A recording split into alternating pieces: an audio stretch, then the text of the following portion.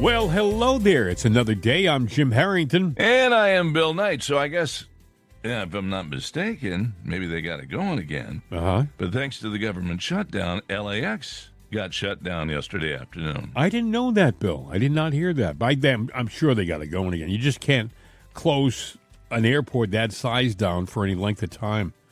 I'm sitting here seeing the sun. Well, we mentioned it before. Mm-hmm.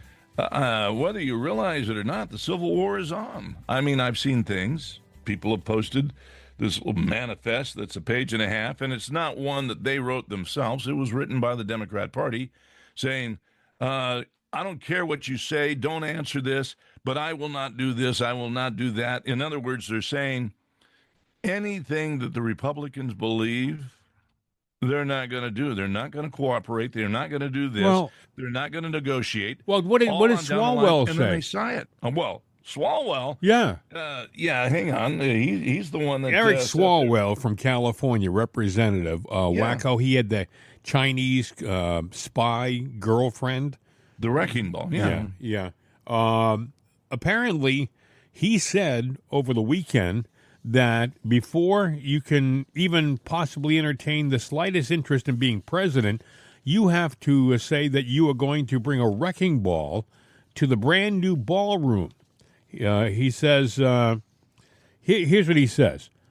Don't even think of seeking the Democratic nomination for president unless you pledge to take a wrecking ball to the Trump ballroom on, quote, in big letters, day one. Eric Swalwell. This guy, by the way, is nuts. Okay. Now the ballroom. Okay, 90,000 square feet. Mm-hmm. Now, we don't have a place that's adequate like other nations, and we're the leading nation in the world, right, to host big events, and like I say, balls for, distinguished people from other countries, let alone what we could do here. There's a lot of possibilities. Underneath that ground is the Situation Room, which is being revamped and modernized. But you know what? You're right, Democrats. The hell with the security of the country. The hell with the prestige of the country. And you know what? During the Obama years, he tore down a section of the White House. Go back and look. Yes, he did. And what did he build there? Because it's important for dignitaries of the world. He built a basketball court for himself. I think it was also tennis courts too, wasn't it? Yeah. Yes. Take a wrecking ball to it. Let's do it today. Well, he wasn't the first, folks. We talked about this before. No. I mean, we mentioned that the biggest thing, and nobody seems to point to this, and I scratch my head. When Harry Truman was president in 1948, they looked at the White House and they said, the damn thing is starting to fall apart. The floors are going to cave in. They had serious structural issues with the building. It was old and it was suffering from age. So he said, okay, here's what we're going to do. We're going to keep all of the outside exterior up, but we're going to go in and we're going to completely gut the entire inside of the White House. Every single piece of the inside of the White House is going to be removed. Then they rebuilt it with concrete and steel girders, made it structurally sound, and any of the pieces that they had from the original White House that they could reuse, like maybe flooring and stuff like that, they spruced it up and put it back. But a lot of it could not be reused, and it was sent to the garbage heap. And when they talk about the historic value of the White House, truly, folks, the only thing that's really historic is the outside, the exterior of the White House. Well, the other thing the Democrats are accusing him of, with the demolition of that portion of the White House, and he's redoing it with things that are, trimmed in gold. Right. All right? Forget about that. They're going, well, what'd they do with all the artifacts? They're probably in Mar-a-Lago. Unbelievable. Here's a clue, folks. There were no artifacts No. in there of any significance. And whatever there was, Hillary and Bill Clinton took them out. Look at their place for any Yeah. artifacts. And by the way, the East Wing of the White House was added in 1942, all right? It has no great historic value. Are you kidding me? There are houses on my street older than that. And they make it sound like Abe Lincoln slept there. He didn't sleep there. It wasn't there. So he took off the East Wing, which had the First Lady's offices in it. She was temporarily moved to a new location, her offices. And what they're going to replace it with is something probably far more valuable than the rest of the building. Okay? I mean, it's going to be ostentatious. It's going to match the exterior of the White House. It will look like it's always been there. You know, it is going to be palatial. And you know, folks, not a dime of it is coming from the U.S. taxpayer. And I hear the Democrats say, oh, well, what do they want in return for their gift? Listen, this is from the party that has been selling their soul to corporations for decades.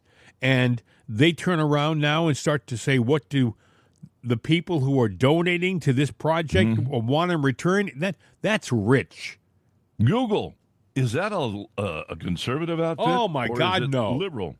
But Google is putting money for this. And they're saying boycott Google. Amazon. Is Bezos? No, absolutely not. But they're putting money to it. So that shows you how loyal the Democrat Party is to anybody. Their word is not worth squat. But, they probably will get, you may say, well, then why are they doing it? They probably will have a promotional value to it, a charter contributor to the White House Ballroom Project. You know what I'm saying? That maybe they'll get a gold plaque they can hang in an office and something they can point to as being a patriotic move on the part of the corporation. It's they get some bragging rights that they helped out. They get a tax break, and I'm sure they get, it's a contribution to rebuilding a wing of the White. That ought to be worth something, I would think. It doesn't come out of your pocket, friends. But, the Democrats look at it like, that's the people's house, not you Republicans, because we the people, you just squat. As a matter of fact, Mandani's got it right. We're going to tax the white and that's rich. By the way, what Bill just said there is what he's talking about doing. He wants to tax exclusion. What they say? He wants to exclusively tax the whites more than the other minorities in New York. Property tax, yeah. Which sounds, it sounds racial. It sounds against the law. Yeah. And you know what's going to happen? See, to me, he's colonizing, because you've got illegals there. You've got a lot of Muslims there. AOC was over there on a scream, shouting, cry fest for, Mandani over the weekend. And I'm like going, okay, so what you're doing is you're bulldozing out white folks. And you're changing the race of the state. And you don't have to necessarily be a citizen. All right? So that's going on. Are they at some point in time saying the city and the state, when they take it all over, it's going to be its own little country with its own little flagpole? Well, I'd like to say that would never happen, okay? But I don't put anything past the Democrats right now. We talked about this earlier. In their mind, they may already be at war with us. They just haven't come out and directly said it. Well, I think they have. If you listen to their rhetoric, they've already said it. And their feeling is they'll burn this country down to the ground just to get their way. Well, look what's happening with the shutdown. Mm-hmm. With the shutdown, now they're saying that the SNAP program. SNAP is, by the way, another term for food stamps. They've changed the abbreviations and stuff, but it's the same program. So SNAP apparently is running out of money. And pretty soon that means that there will be families who won't be getting the benefit, the extra benefits they need to get food on the table every week, and that will definitely be as a result of the Democrat Party. And you know what they've said? We've played the audio here. We've heard Democrats say, "Well, we know that some people will suffer from this, but it has to be done now because we won't have an opportunity like this again." Yeah. So they don't care that they hurt their it's own. the big middle finger to the poor people of the world who use food stamps. Mm-hmm. Look, there are things that we do that, we're a God-fearing nation, and dare I say, one built on Christian beliefs. Whether you want to accept that or not, I don't care. But that means that we do have a conscience, we do have a heart. But, like I saw somebody going, well, what about all the people, the 44 million people that can't eat that came over the country? You know what? We take care of our own first. Then we can reach out. Listen but if to we this, don't Bill. get our house in order. This is a Democrat from Massachusetts admitting what I just said. I mean, shutdowns are terrible. And of course, there will be, families that are going to suffer. We take that responsibility very seriously. But it is one of the few leveraged times we have. Unbelievable. Of course, there'll be families that have to suffer. We take that very seriously, but not seriously enough to do something that'll stop it, even though we have the power to do that. Now, I think, Bill, what you said, by the way, is true. We are in the midst of a soft civil war right now, and it could, who knows, it could get hot. We heard something over the weekend that was interesting out of Portland. President Trump has said he's going to send National Guard in. All of a sudden, out of nowhere, the Portland police finally dismantled Antifa's 140-day encampment. They had a tent city in Portland set up for Antifa, and it's been there for 6 months, and the city just allowed it. That to me is amazing. The taxpayers pay to have the parks clean. They pay to have the parks being able to be used for general public purposes.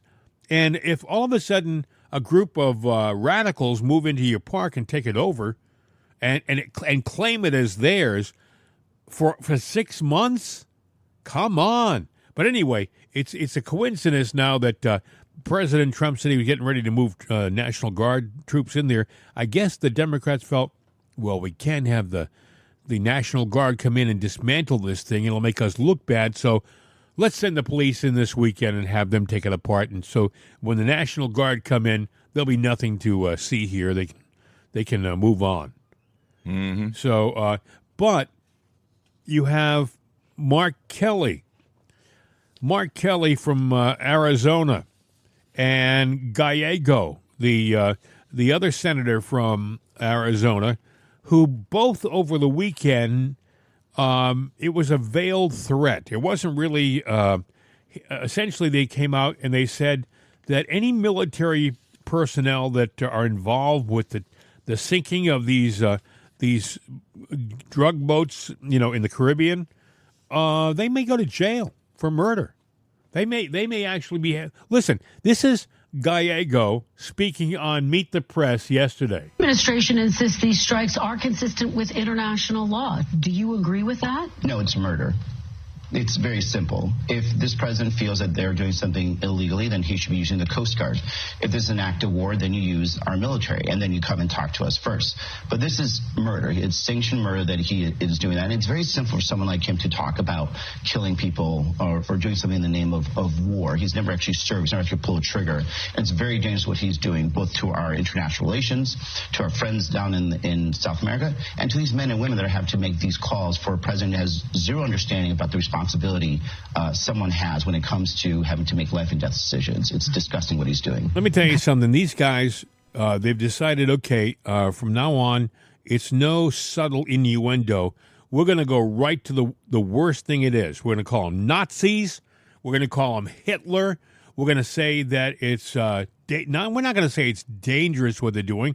We're going to say it's murder what they're doing. We're going to threaten the military who are involved with this with criminal charges. We're going to do the extremes at every step of the way. This absolutely is a civil war that they've decided to wage. Lindsey Graham responded to this guy's comments. Listen. Senator Gallego on another network accused President Trump and our military of committing murder by attacking these drug boats. To our men and women in uniform, you're not murdering anybody. You're making America safer by going after narco-terrorists. You're following lawful orders. I don't know what it is with the people in states like Arizona, border states, who elect these fatheads into office. I mean, these are people who, in Arizona, who have been directly affected by this flood of illegal criminal people into our country. And you would think they would be the most conservative states in the union, but then they elect Mark Kelly and this Ruben Gallego. This is ridiculous stuff. These guys should be ashamed of themselves. You know, the fact that if you sink a drug boat bringing fentanyl into our country, right? He says you just heard him say it. It's murder. It is murder. Well, if a bunch of criminals cross, and I'm talking about gang members, cross into our country and terrorize a neighborhood, and the police go in and take them out, is that murder too? I mean, they didn't have a declaration of war, but they were invaded by some foreign enemy, and they took them out. I mean, this is nonsense. I mean, we go back to the very top of the show when we talked about the silliness that Swalwell said about taking a wrecking ball to the brand new ballroom. Everything they do right now, everything is to the extreme. They've decided on the left, we have nothing, no platform to talk about. We have no dynamic candidates to speak of. So our only hope to bring this guy down is to criminalize him at every opportunity. Criminalize Trump at every opportunity. And they're doing a damn good job because the media is letting them do it. The media is... They own the media. What are you talking about?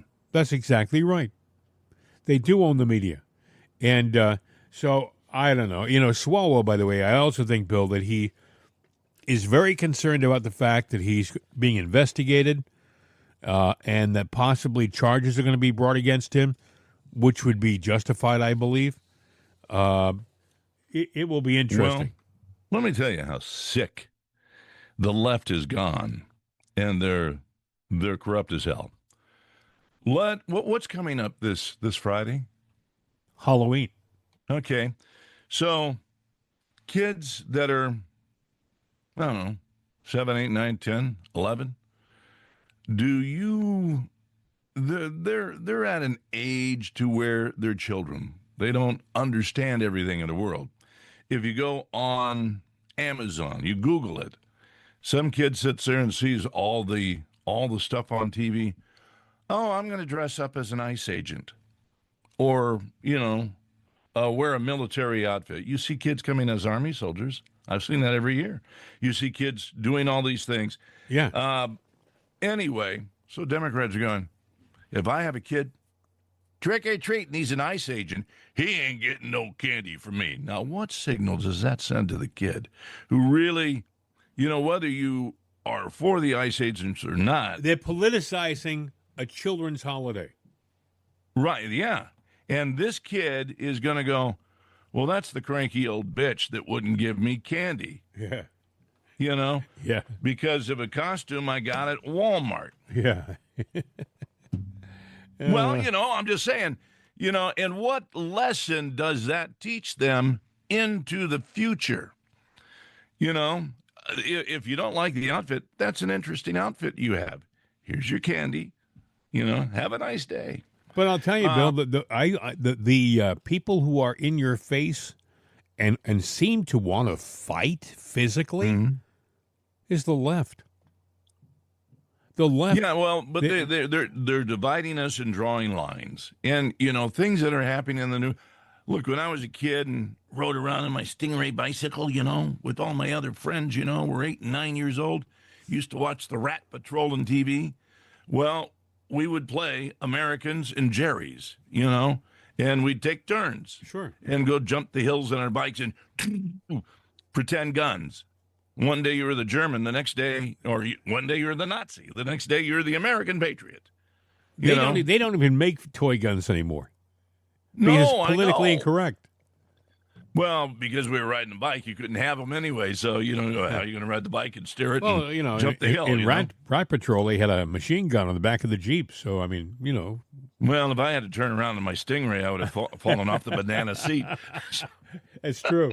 Boy, did I just date myself? Yeah. A Stingray? A Yeah, banana seat? What the hell's that? I remember those too. But my kid brother had one of those banana seat bicycles. And it was nice. Yeah, don't stand up and pedal and have the chain break. No, you become a soprano. Hey, yeah. It's interesting. They talk with Maria Corina Machado. She's the lady who won the Nobel Peace Prize, and she's very articulate, speaks very nice English, and she was a guest on Sunday Morning Futures with Maria Bartiromo. And it's a bit of a long interview, but it's worth listening to because this may be the next president of Venezuela if we get this criminal out of there. And by the way, folks, I think we're getting ready for it. We're not sending all of those military assets down to that area. We have an aircraft carrier down there now. Yeah, we're not doing this just to show them what we have.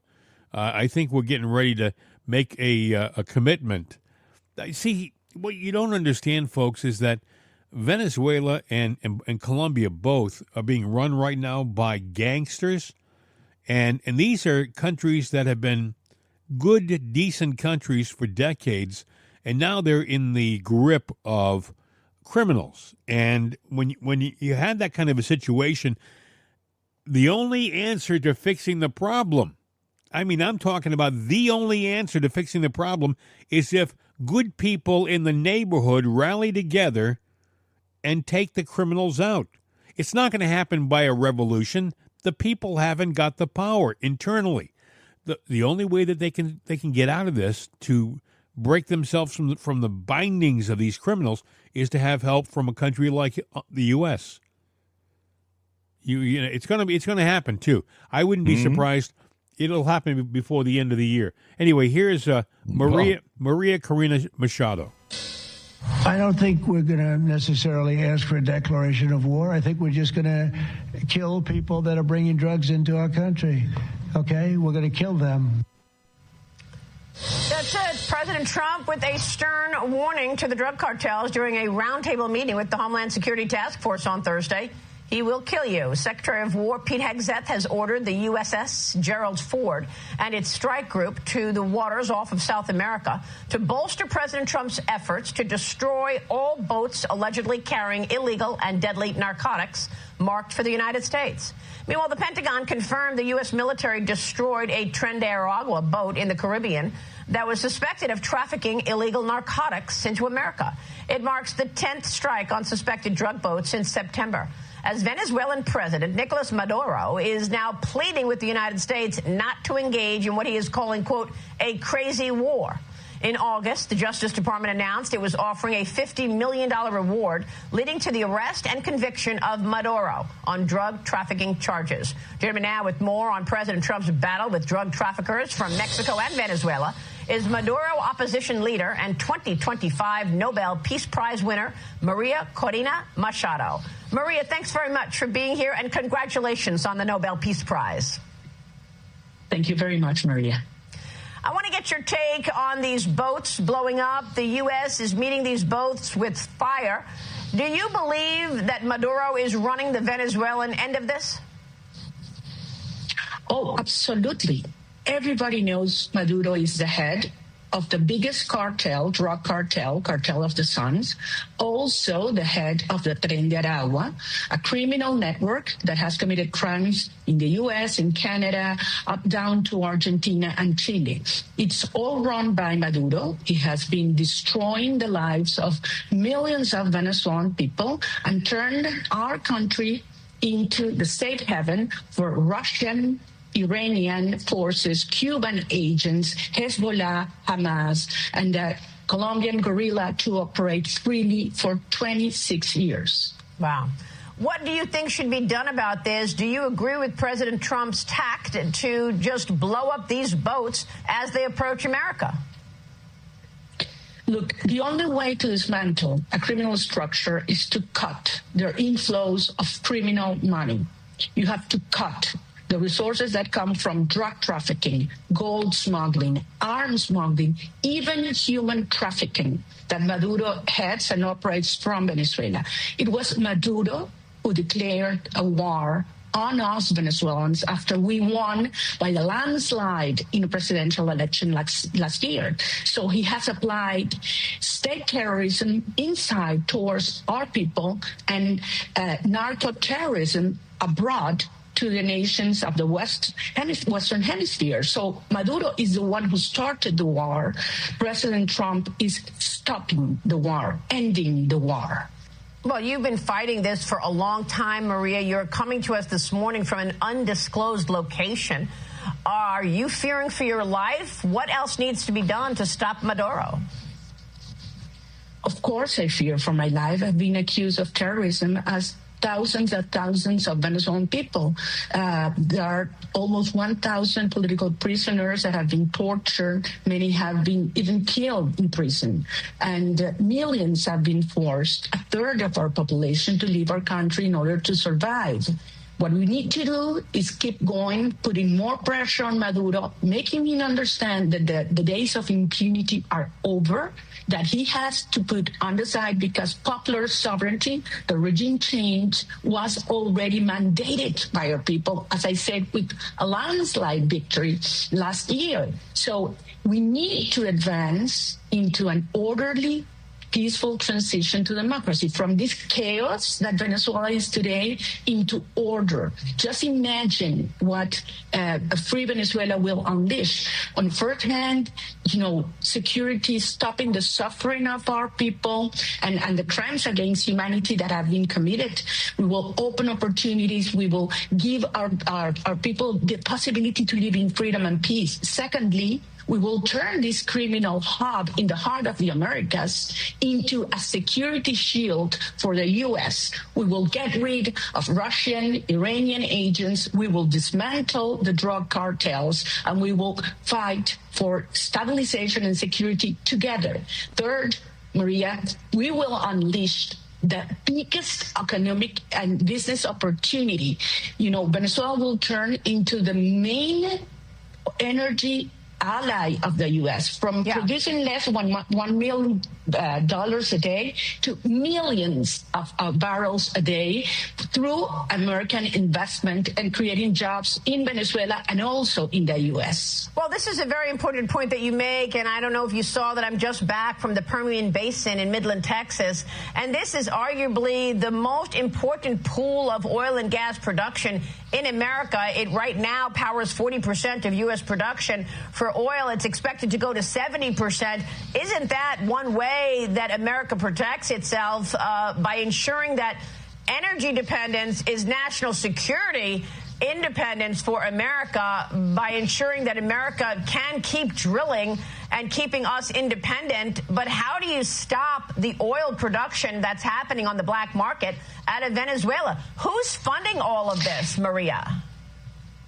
Well, the regime with its allies in Iran, in China, and in other countries that are bypassing all these sanctions. But look, there's no other country in the region that has the energy potential that has Venezuela. Oil, gas, electricity, hydro. I mean, it's huge. imagine what it means, a strong alliance, as we used to have decades ago, because you are absolutely true. I mean, national security is energy security, and there's no other opportunity like Venezuela represents. And finally, I want to mention one last thing, migration. Millions of Venezuelans will come immediately back home from the U.S. and all around the world the day Maduro goes. So this is a win-win opportunity for all. Yes, I just wonder if the critics will be right that it will be a massive disruption. I mean, you mentioned earlier to me during the commercial break that people are not clear on what a transition would look like. That's a very important issue because the regime is trying to create this narrative and concern of a problematic transition and comparing to countries like Libya and Iraq. That's totally false. I mean, there's no other most cohesive society as Venezuela. And it is the people, 90% of the population that wants to live in peace, but peace requires freedom and freedom requires strength. So we will see an orderly transition. Be sure of that. Maria Corina Machado from Venezuela. We'll talk about her in a second. Let's take a pause for the cause, as they would say. Like and share the show if you would. Like and share our program. Tell your friends about us. Also, if you want to contact us, mail at jimandbill.com. Wake up on the right side with Right Side Coffee. Available at rightsideshop.com. It's not just that we're going to go in there and nation build. We're not doing that. That country right now, as it sits, is generating poison and shipping it into our country. And it's sending in criminals and people from mental institutions. It has done active first-person attacks on our country, and we have a right to go in there and stop them. Look at the countless lives that we have lost in this country. Yeah, absolutely. Because of the addiction that has been cast upon us, to where we've got a generation that's being wiped out. And I can think of no reason why the Democrats would oppose this unless they want it's population control, shrink the herd, and repopulate the herd with what they want. There's anybody in their logical mind would sit there and say, yeah, we've got to get rid of this problem. Yeah.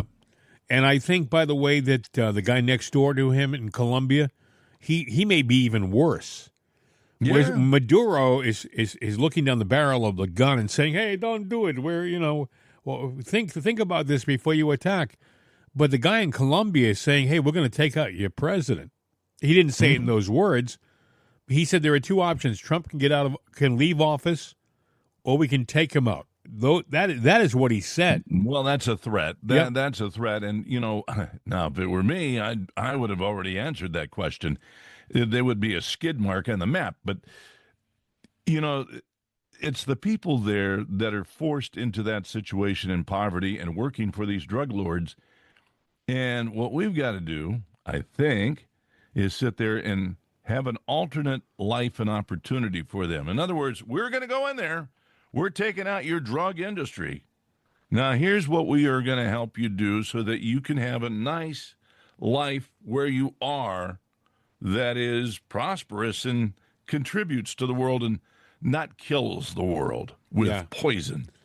But because that's all they got right now. They don't have anything. That's the whole thing. These drug lords, they live in opulence. And they unless you work for the drug cartel, you're nothing there. And if you make one wrong step, they kill you. The Democrats are saying right now that Trump is essentially ordering his troops to commit murder. Not so. We weren't the first ones to attack. See, the Democrats aren't telling you that. It was Maduro who attacked us with drugs. Every time a child died from fentanyl, or a young couple went to a party, maybe had some punch, and it was spiked with some kind of illicit drug, maybe fentanyl, and died, that was an attack by Maduro on us. I mean, I can think of, I think, for example, of newsman who I like, Eric Bowling, who I think right now works over at Real America's Voice. He lost his son to fentanyl, I believe. And apparently his son had the world by the tail, had a terrific future ahead of him, went to a party, and the rest is a common story. It was something was spiked or laced, some kind of a drink, maybe a punch. I told my grandson, I said, you're in college. You go to parties. I know, we all did, right? But if you go to a party and they have a punch bowl, don't drink. Nothing from that punch bowl. Anything. If you're going to have something to drink, make sure it's in a bottle or a can and it's sealed. That's what you have to tell these kids. They go to a party and someone hands them a drink from a punch bowl, and it could be the last thing they drink. And that's because of Maduro. And it's because of the people who are sending this poison into our country. You might as well send a ballistic missile into our country. I think that they've said well over 100,000 people have died from drug overdoses. Well, it's more than that. Oh, yeah, maybe that's a small estimate. That's just a scratch on the box. I mean, I'm sorry. It's way bigger than that. Well, if it were a war, and I said to you, we lost 500,000 people, you'd say, oh, this is terrible. You got to stop this war. But if we lost that with drug overdoses, I mean, I don't know about you folks. I'm with Trump. And when I hear guys like Mark Kelly and Ruben Gallego say, oh, well, it's murder. BS. Oh, well, you haven't been in the military. Yeah. You don't have, it's obvious what's happening to our country. And I do think, by the way, that the Democrats have a full court press to marginalize and criminalize President Trump at every opportunity. Oh, he tore down the White House. He had no right doing that. BS. He's the president. While he's in office, it's his residence. Oh, he's a caretaker. No, he's the resident. He lives there. And while he's there, just like presidents before him, he has the opportunity to make changes, improvements. You may not like them. I don't think we need tennis courts. I don't think we need a swimming pool. But a lot of guys did, and they put them in.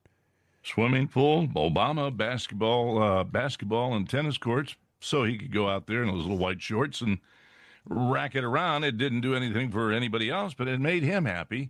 You're going to tear that down too? But, the thing that I've seen from the Democrats, they don't care if Trump does anything good and how right it is.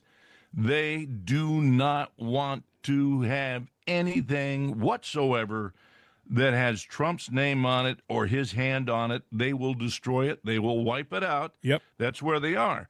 What I would say is I would be happy to pay an extra tax to get, if that's how you feel, you should leave. And that's a tax I'll pay for to get you gone, because this is ridiculous that you're doing this way. By the way, the number I looked up, it was 1,250,000 people estimated that have been lost their lives to drugs, illegal drugs. How many, Bill? 1 million? 1,250,000 since Oh, my 1999. God. But either way, and that number is probably an estimate. So it's probably more than that. See, you know one How thing. many soldiers? Yeah. The drugs are coming. They're not coming from the U.S. They're coming from south of the border. And boy, I'll tell you, when you see those speedboats being nailed, if you take a good look at them before they get nailed, they're filled to the gills with boxes and crates of drugs. I mean, it's hardly any room for them to sit down in those things. Well, let me ask you a question. We talk about tariffs and we talk about taxes. I mean, the car comes in from China. There might be a tariff on it. There's taxes on it, right? There's something to be paid for selling that product and manufacturing it. Are there tariffs and taxes on drugs? Oh, no. Illegal drugs? Nope. Really? Nothing. It's interesting. Tax-free. You just get it in here. Yeah, maybe the only thing that they might pay is a little extra money under the table to a politician. How lucrative is it? Sometimes they fly them in below the radar and intentionally crash the plane when they land it so that they can get the drugs. Yeah. They'll put it down in some swamp somewhere so that they can go in there and get the drugs. The plane is nowhere near as valuable as the stuff inside to these people. Oh yeah. It's crazy, and they talked about a submarine they sank. If you've ever seen these little things, they're 2-man sub, and but it's packed to the gills with drugs. I mean, the cargo that's on that is probably worth more than the gross product of certain states. It's amazing. They have an illegal shipyard in the jungles where they actually make these submarines.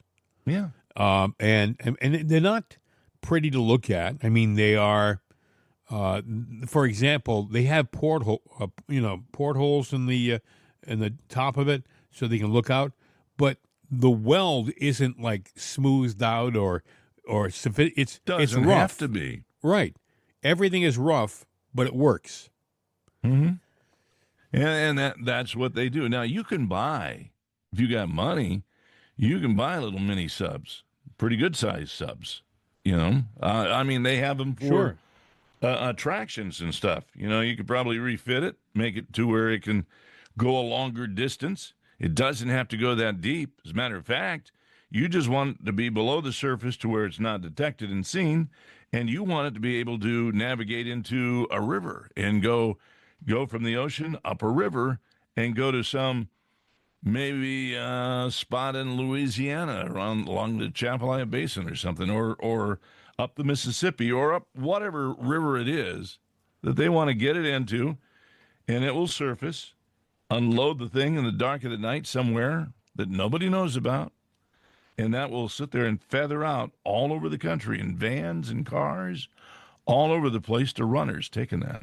One of the things we do with our old submarines is we sell them to smaller countries afterwards. Like a lot of our World War II era submarines, like in the late 40s, early 50s, was sold to South American countries, which means that some of those South American countries probably still have those subs somewhere. And who's to say they haven't sold them to cartels? We're getting the surface area crude submarines. You have to wonder, are there any more sophisticated submarines that are being used to bring stuff into our country? And I'll be willing to bet you the answer is yes, because these cartels have more money than most countries. I mean, they have got, houses filled to the gill with money that they've made from drugs. It is a very profitable and dangerous industry. And, Trump has essentially declared war against this. And you heard Machado say, well, the fact is, it's being run by the leader of Venezuela right now. I mean, he's the head of the largest cartel in maybe the world, which I thought was kind of interesting. I mean, there were a lot of cartels in Mexico, the Sinaloa and all these other cartels, but apparently the biggest in the world is the one in Venezuela because it's being run by the leader of the country, and it's got the whole country behind it. Go ahead. You know who their biggest market is, the one that they depend on? Us. The United States. Yeah. Yeah. If we know, it's going to be hard to stop the drugs that are, that are being taken in the United States, because we've got a country of addicts. So we have some guilt in here too, but the Democrats aren't doing anything to solve it. So you cut off that supply. And if that country is profiting on killing our people, that's war. And as far as I'm concerned, I'm with Trump. Yeah. Take him out. You don't have to ask permission. That's an attack.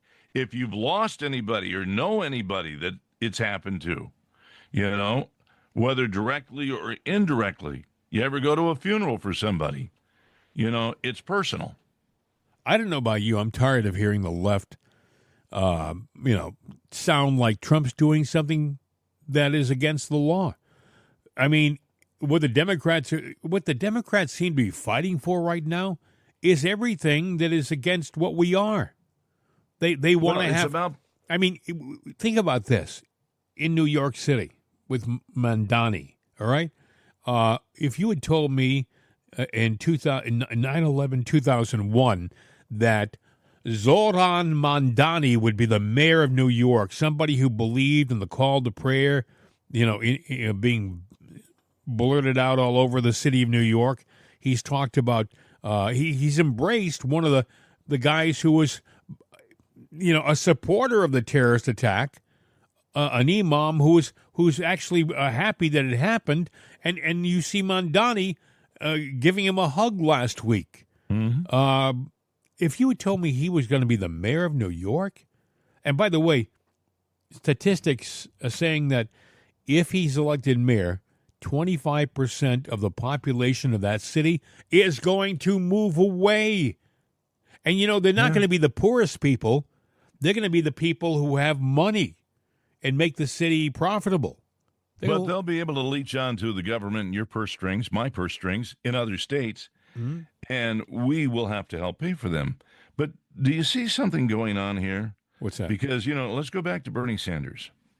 He didn't want to admit he was a socialist early on, but he said, I like certain social reform programs. But we knew he was a socialist, really a communist. Right. And then you got AOC that comes along. Oh, she's a socialist. All right. Now, Mandani, they're selling, him as a socialist, but he's actually a communist and an admitted communist, but they're saying a socialist. Now, you've got Hakeem Jeffries. Right. All right, minority leader, who's endorsed Mandani. Yep. That means the party has endorsed socialism now because they're okay with saying they're socialist. But he's, they soft-shoed socialism to where you got used to it. Are they soft-shoeing communism to get you used to it? I think they're dancing into it. I think they're not even soft-shoeing anymore. I think right now they've said, to hell with it, we are what we are. These people believe in everything that we thought growing up was wrong with the world. Mm-hmm. And by the way, I challenge anybody to point to a country that had a successful socialist government. It's never happened. Look at even China, which continues to be a communist nation. They didn't make their money with communism. They made their money with capitalism. Mm-hmm. So, but communism, it invokes power, and if you're in that, it does cloak, control. Yeah, and so that's why they keep the communism. But to pay for their communism and their power and control, they have to use capitalism. China has been on a long plan that they run it like a business. Every 5 years, they put a new 5-year plan in. Their new one kicks in next year because they want to control all the markets of the world. They want to be the center of e-commerce economy around the globe. And with that, they can take their communist fist and they can rule the world if they rule all the economy. They want to take it all. Isn't that why they were busted up a long time ago? Hey, like and share the show if you would. Like and share our program. Also, if you want to contact us, mail at jimandbill.com. We'll be back. Wake up on the right side with Right Side Coffee. Available at rightsideshop.com. Bear with me, folks. I'm still fighting some allergies and stuff like that, but I'm getting through. I'm trying to make the best of it. I guess a lot of us have that this time of year. Allergies. You don't have allergies, do you, Bill? I've never heard you. Not really. I mean, but your dulcet tones never seem to waver. Oh, don't worry. I sneeze and I get the watery eyes. I mean, everybody suffers it in some way, form, or fashion, and it used to get my voice. But lots of coffee and raw pine cones for breakfast. That'll do it. Yeah. The pine cones. That works. Do you gargle with them, or do you just add water and drink them? I just add water and Good. I grind them up. Actually, I don't even add water in the coffee. I grind them up and put it in my coffee, and You know, I mean, instead of the throat scratching me, I scratch the throat. Good. Yeah. I like that. It's a good. You take a proactive approach. Good. Yeah, I good. really do. Yeah, it works for me. Hey, Representative Anna Paulina Luna was on Sunday mornings with Maria, and talking about Letitia James. You know, and essentially Anna Paulina Luna said, "Look it, people are getting tired of these people on the left doing things wrong and getting away with it." This justice system, which has been used as a tool of revenge and a weapon against those individuals who simply did their job and who stood up for the rule of law. And that's New York Attorney General Letitia James after pleading not guilty in a Virginia federal court to 2 felony charges of bank fraud and making false statements to a financial institution, which all stem from a favorable mortgage that she received back in 2020. Joining me now is Florida Congresswoman Anna Paulina Luna, an integral member of the House Oversight Committee. Congresswoman, thanks very much for being here. Well, we're in a government shutdown right now, but I know that your Oversight Committee has been looking at all of this. What can you tell us? Look, I know we are eager to get back and dive into this, but Letitia James obviously had accused the president of a lot of things. And isn't it ironic that the evidence is showing that she's actually guilty of what she was accusing him of being guilty of? So I am hoping that justice is brought forward. A lot of the American people are very frustrated that these people seem to be walking free.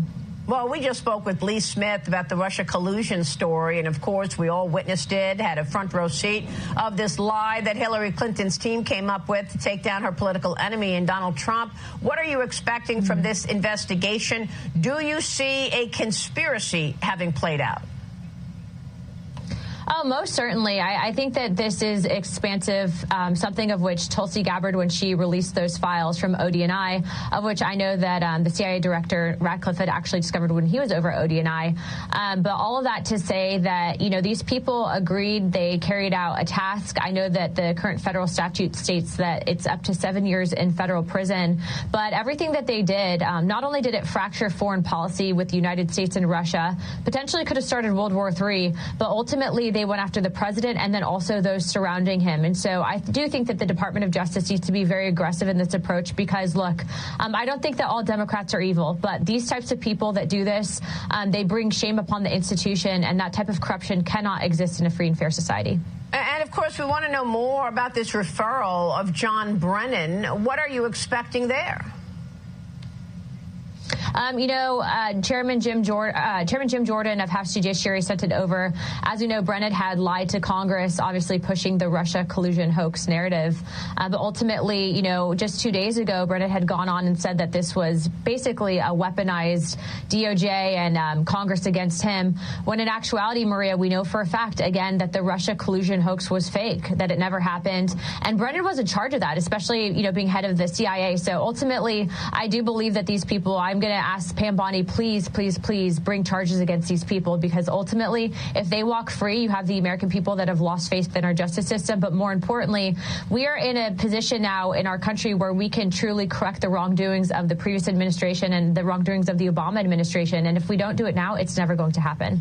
Well, I mean, it wasn't just that it ripped the country apart and it was just a complete lie that went viral across the world, but there was also a fair amount of dereliction of duty, given the president, the sitting president, needed to constantly be on defense about collusion and what they should have been doing with regard to China.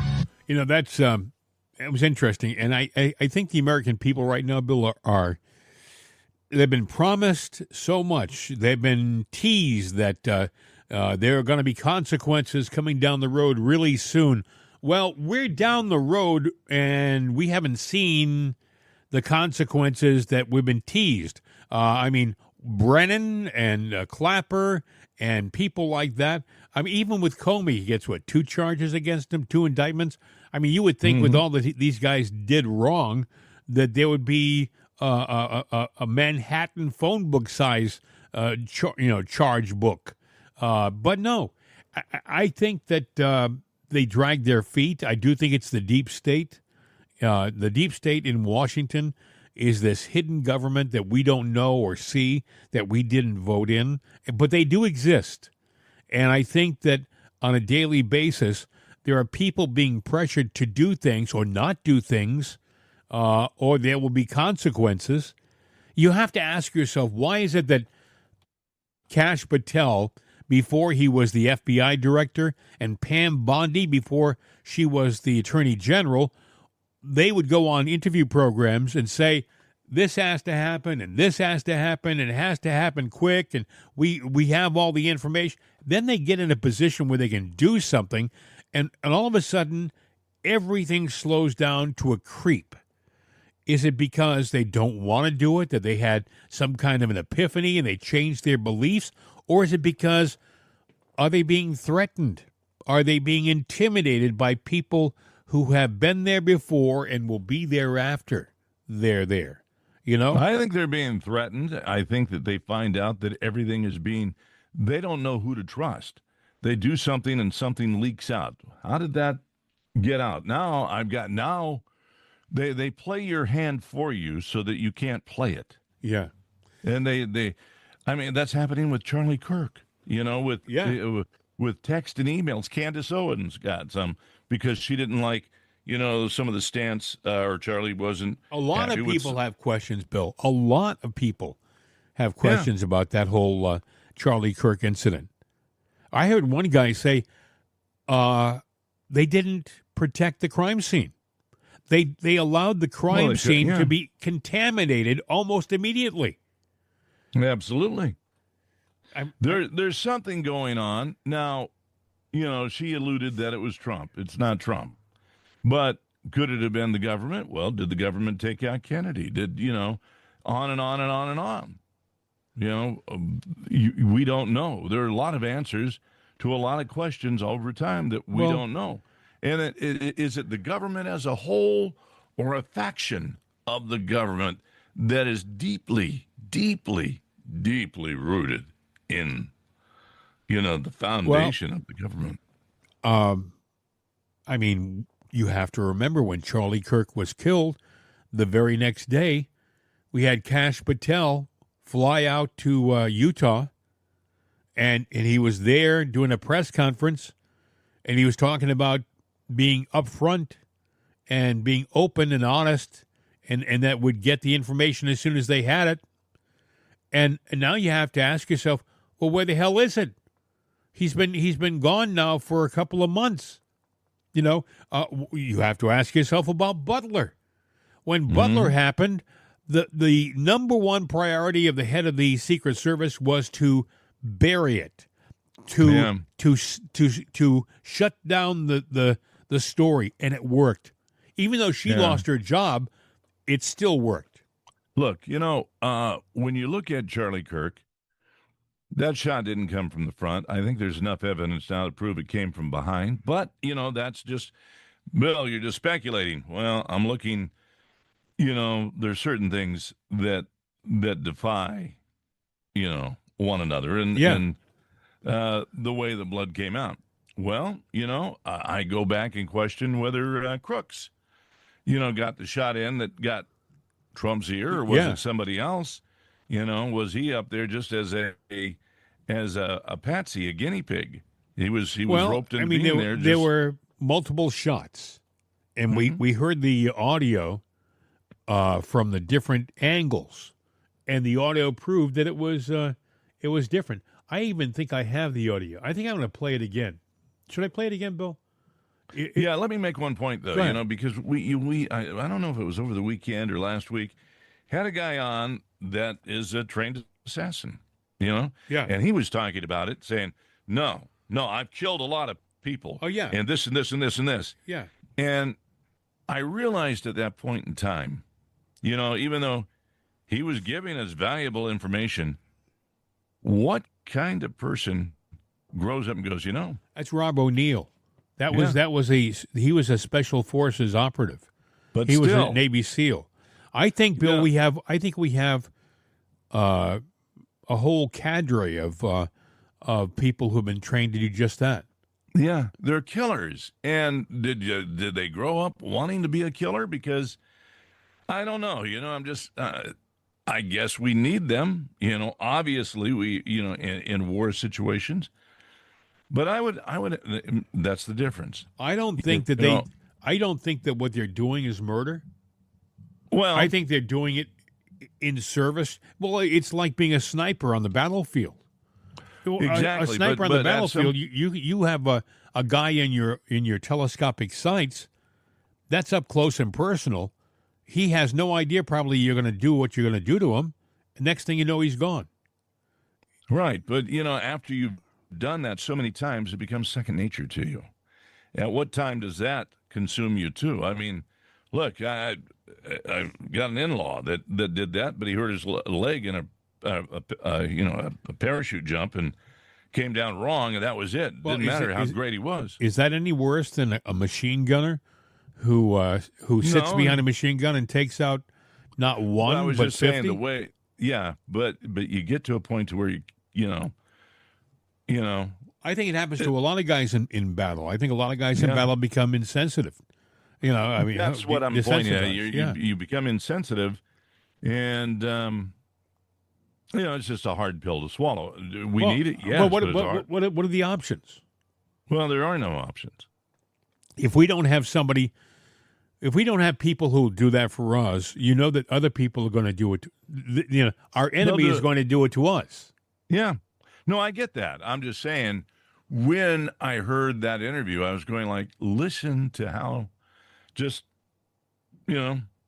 matter-of-factly, it's like me talking about changing the oil in the car. It's like, it was no big deal. But that's what they were trained to do. And there's a certain mental psyche to do that. I think what you have to I saw this in my short time in the military, is you are trained, even the least sophisticated of the military members, even just going through basic training, they teach you to kill, which goes against everything we've learned as a person. There are things that I learned in basic that I will never forget. I mean, I learned, for example, how to use a bayonet on the end of a rifle. I'll never forget parry, thrust, butt. I mean, these things, you think, well, what are you talking about? Well, it teaches you how to lunge with a bayonet, stick somebody in the stomach with a bayonet, pull it up, and then hit the same person with the back end of your rifle. That goes against everything I was ever taught as a human being in this country. I was taught, Christian values and respect human beings. And so, yes, in the military, there's a lot of things that are taught to us that are abhorrent and go against everything we believe in. Whole different show, but maybe all of our values are constructs to quail man's true nature. That we're really just. Well, I would say that if you talk to Rob O'Neill, the guy who you were talking about, who was he's the guy who killed bin Laden, by the way, shot him in the face. But here's the thing. Now, I'll jump on his side. He is a killer of the right people, the people that you have no option but to take them out. He's on that side. But how many people have that same mindset that are working for the other side? Hey, you're in the military, and your superiors say, you go into this building, you find bin Laden, you don't question, and you kill him.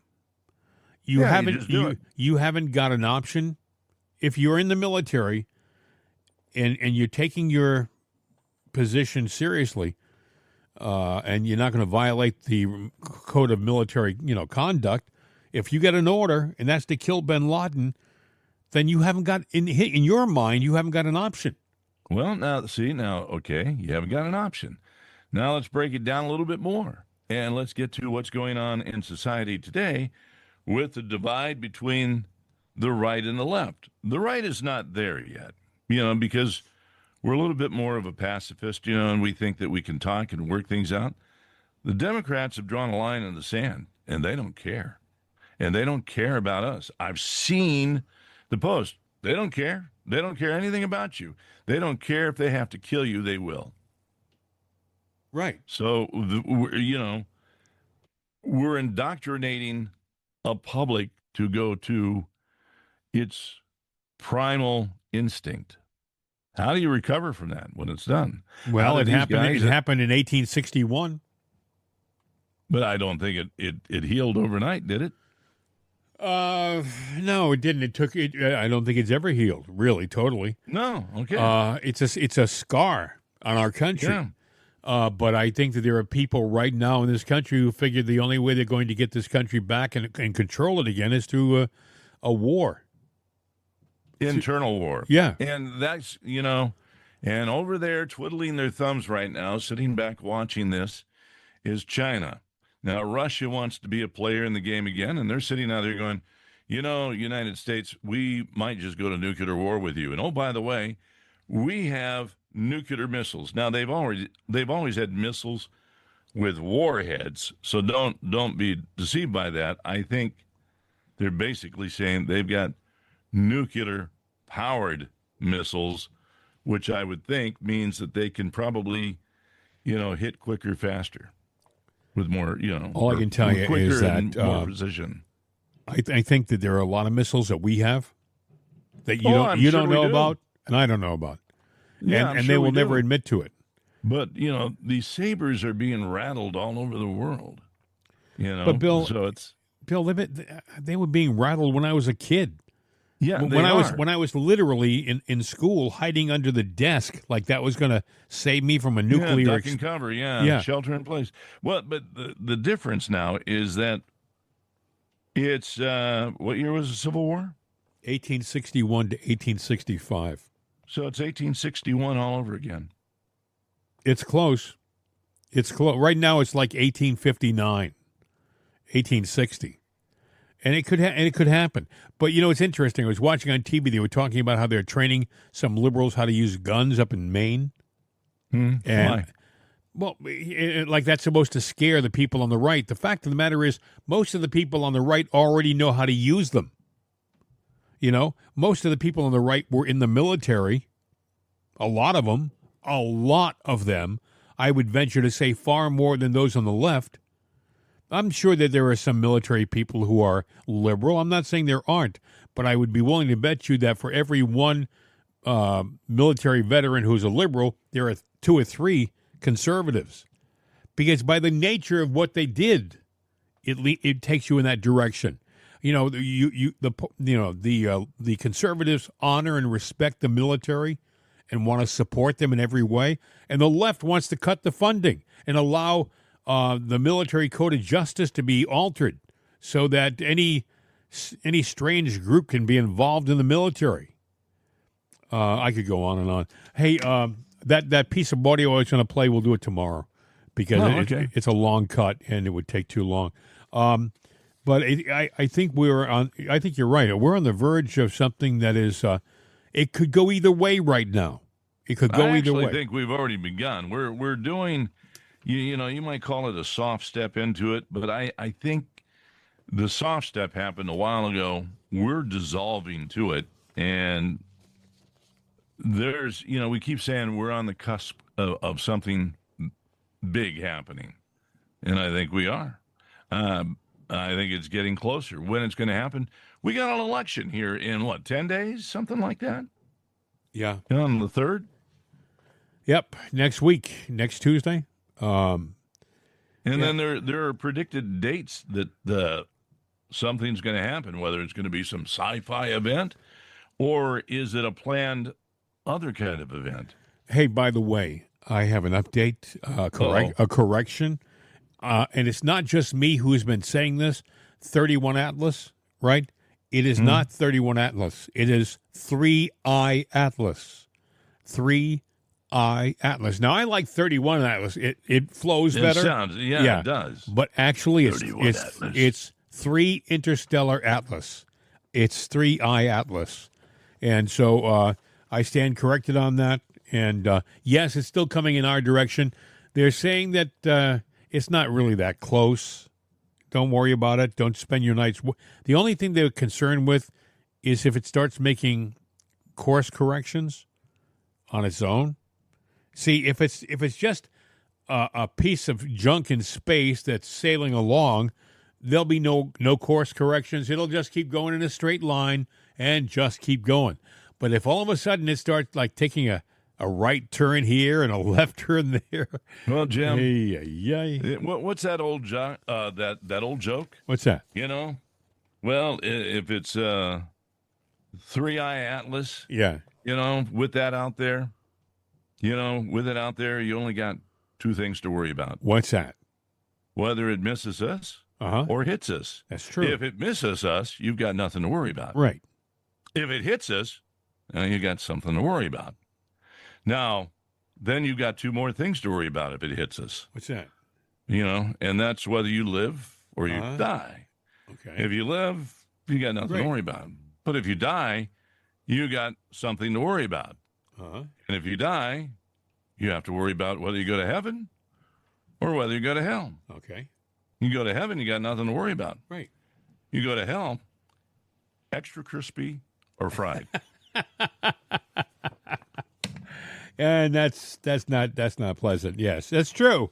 So, you know, you either got something to worry about or you don't have something to worry about. So extra I wouldn't crispy sweat or fried. Holy smokes! I probably didn't tell it as well as but you probably the real joke. You but, probably know, kept that's the gist of it. You probably been waiting for weeks to do that. You know, holy extra crispy or fried. Years. Anyway, that's about it for me. I have nothing more to add. It's going to be an interesting week. The president is in Asia. He's in Japan right now. And then I guess he goes on and meets with his friend, the leader of China in South Korea, I believe. So that'll be next week or this week sometime. I don't know what's going on, folks. There's a lot of stuff going on behind the scenes. Oh, I know what I wanted to tell you before I forget. I saw a movie over the weekend. If you have Netflix, it is a very interesting movie. It is not a happy movie. It is a very deep movie, and it will make you. Well, when you finish watching it, you'll have more questions than you had when you started. But it's incredibly realistic, and you really should see it. It's called A House of Dynamite. A House of Dynamite. It's Catherine Bigelow is the director. She did Hurt Locker, which got an Academy Award Best Picture. She's a really good director. It is crammed with details. You wonder where they got this information, and is it real? You should see it. It's called A House of Dynamite, and I don't want to tell you the plot yet because I'll be giving it away. The movie. Don't want to do that. No, that's a spoiler alert. No, but you really. We'll talk about it maybe next week. Hopefully, a lot of you people will have seen it. Maybe you can drop me an email. Let me know what your thoughts are on that movie. House of Dynamite on Netflix. It's definitely worth seeing, and we'll leave it at that. But like I said, it's not going to be like it's not an action-packed movie. It's not. It is definitely suspense. But I'll leave it at that. I'll just leave it at that because I don't want to ruin it for you. All right. A House of Dynamite. And that's it. Speaking of dynamite, this has been a fun program. I say fun program, interesting program. Yeah. You know, the news isn't all that fun, but it's been interesting. And I think it's going to be a busy week, Bill. I really do. Yeah, I do too. And I learned one thing in the show. I hope you have too. As long as you got Jim and Bill as your favorite podcast, you got nothing to worry about. That's it. Until next time, hasta la vista, baby. We're out of here. Who are we? And why are we here? Will we be welcome or possibly feared? Do we unite and stand tall as a nation of one? Or split and divide to be mocked and shunned? Are our leaders patriotic, honest and true? Do they share our beliefs? Are they red, white, and blue? The truth is out there, you just have to search. Settle for less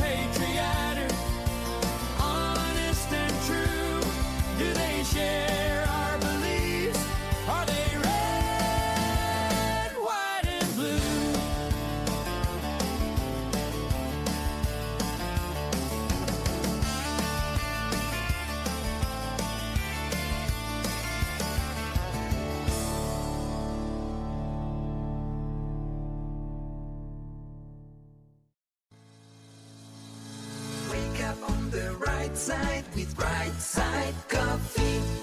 Available at rightsideshop.com. All music the property of Jim and Bill. All rights reserved. This is CRN America.